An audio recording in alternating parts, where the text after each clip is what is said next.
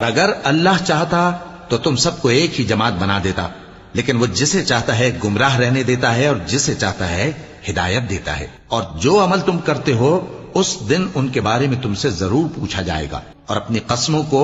آپس میں اس بات کا ذریعہ نہ بناؤ کہ لوگوں کے قدم جم چکنے کے بعد لڑکھڑا جائیں، اور اس وجہ سے کہ تم نے لوگوں کو اللہ کے رستے سے روکا تم کو سزا چکھنی پڑے اور تمہیں بڑا سخت عذاب ملے۔ اور اللہ سے جو تم نے عہد کیا ہے اس کو مت بیچو اور اس کے بدلے تھوڑی سی قیمت نہ لو، کیونکہ ایفائے عہد کا جو صلہ اللہ کے ہاں مقرر ہے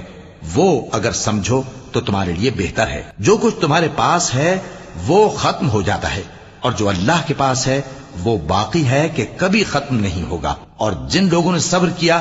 ہم ان کو ان کے اعمال کا بہت اچھا بدلہ دیں گے۔ جو شخص نیک اعمال کرے گا، مرد ہو یا عورت، اور وہ مومن بھی ہوگا، تو ہم اس کو دنیا میں پاک زندگی بسر کروائیں گے،